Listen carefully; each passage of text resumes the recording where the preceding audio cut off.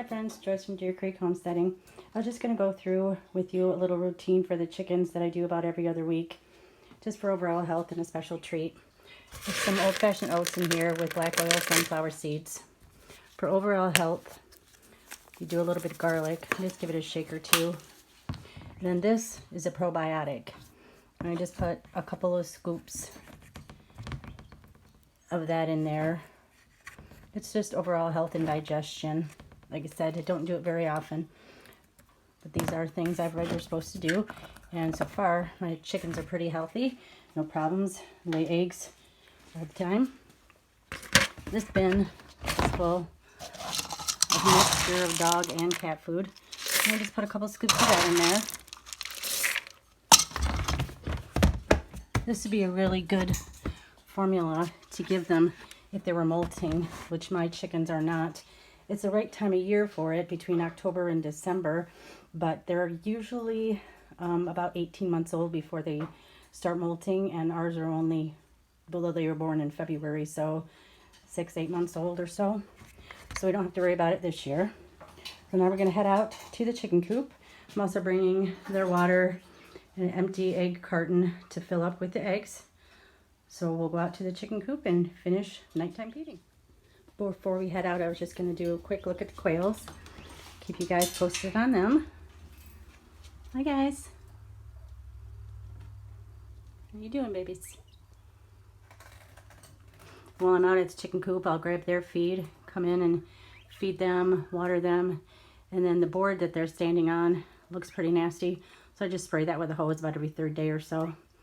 But anyway, look at the quails.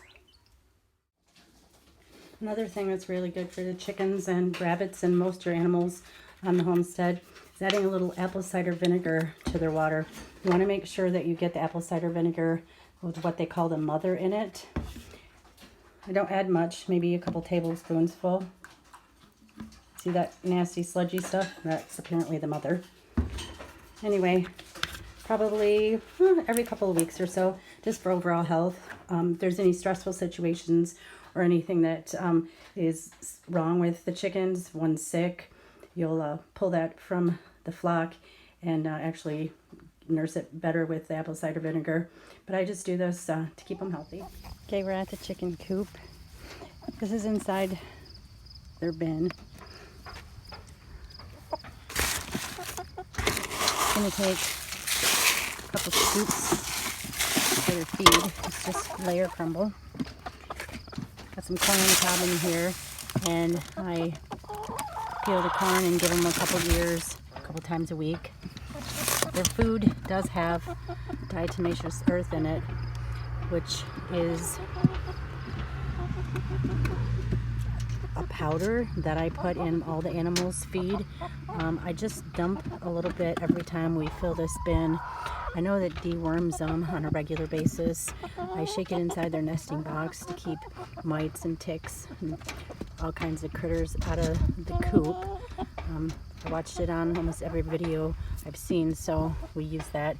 You gotta make sure that it's safe for animals and that it's food grade, but see, it has rabbits and goats and ducks and chickens on there, so we've never had any problem with any critters or with them having any loose stool or diarrhea from parasites. Inside this bag here are pears that fell off our neighbor's tree. They're nice and soft and they're getting kind of, I don't know, spoiled, but right now, just throw a couple in the bucket.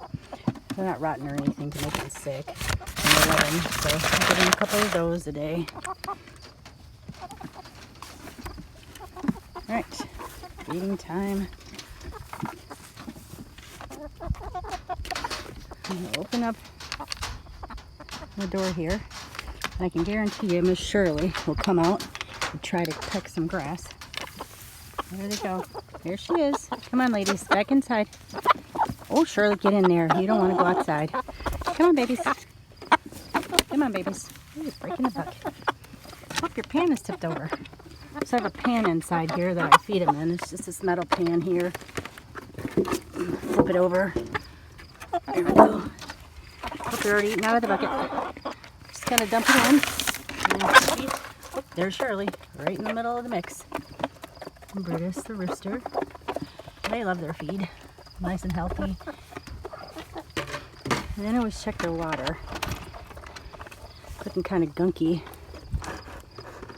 I have 2 of these Rubbermaid pans, and I switch them out when they get gross. I just kind of dump that in the grass, flip it over, and go get the clean one. Put that one inside. You want to make sure they always have fresh, clean water, especially now that I added that apple cider vinegar. Just gonna fill that up. Clean water, change it out morning and night. In the morning they mostly get crumble and some grass. Whenever we're out here, we throw some grass in there. They love it. See, everybody's happy, eating.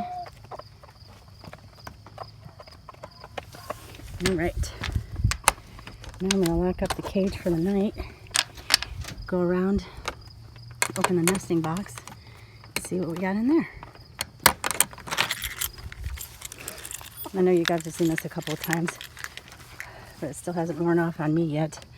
Every time I get home, I'm excited to come out here, check the nesting box and see how many eggs we have.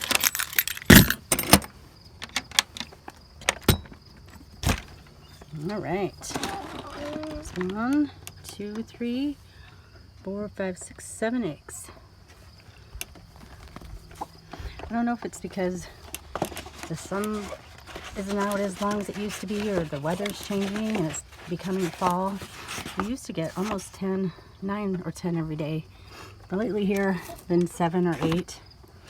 Look at this egg. It's like the weirdest shape. It's super long and super pointy. And look at it compared to the other ones. I had one like this yesterday and I just couldn't get over how weird shaped it was. Whew. Like I said, we always have nice clean eggs, no feces on them or anything gross or dirty. It's because I use that diatomaceous and they don't have parasites. And we try to keep their coop and their nesting box as clean as possible. Just got some straw in here, which see, and there's feathers and there's some shavings. I usually fluff it up so that in the morning when they go to lay, they can pick around and make the nest the way they want. Alright, so there's our haul for eggs tonight. Kind of seeing the feeding routine of the chickens and rabbits. Lock her up for the night.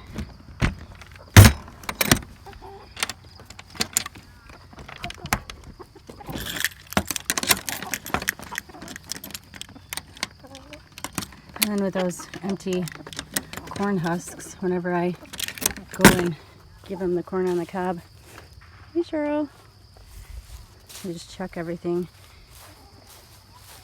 into the compost heap, which you guys have already seen. But yeah, throw the corn and the cob husks in there.